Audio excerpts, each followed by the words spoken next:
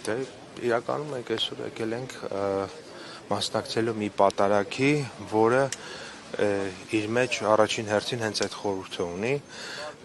երկրաշարժի զոհերի հիշատակը հարգենք նաև պատարագի մասնակցության միջոցով։ Եվ բնականաբար, որպես պետական պաշտոնյա կառուցենք այնպիսի պետություն, որտեղ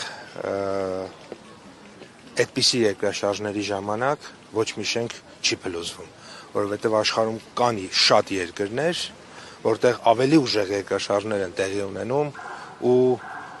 պիտի արձանագրենք, որ այդ երկրաշարժներից մարդիկ չեն մահանում, կամ շատ քիչ,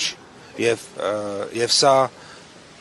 այդ երկրաշարժի հետևանքները առաջին հերթին կոռուպցիայի արդյունք են եղել, որովհետև էլի եմ կրկնում, այն երկրներում, որտեղ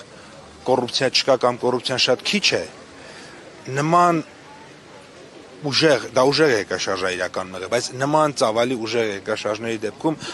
վաղուց այդպիսի ավերածություններ տեղի չեն եղել։ Ձեր խոսքից ճիշտ ենք հասկանում, որ 88-ին հնարավոր էր այնպիսի սեյսմակայուն շենքեր կառուցել, որ կանխեր։ Իրականում 88-ին ամենաշատը վնասվել են 80-ականներին կառուցված շենքերը։ Փաստերը նույն իհարկե կներեք, որ մի քիչ ցեմենտ գողանային, մի քիչ երկաթ գողանային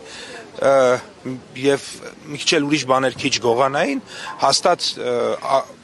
այդպես չէր լինի։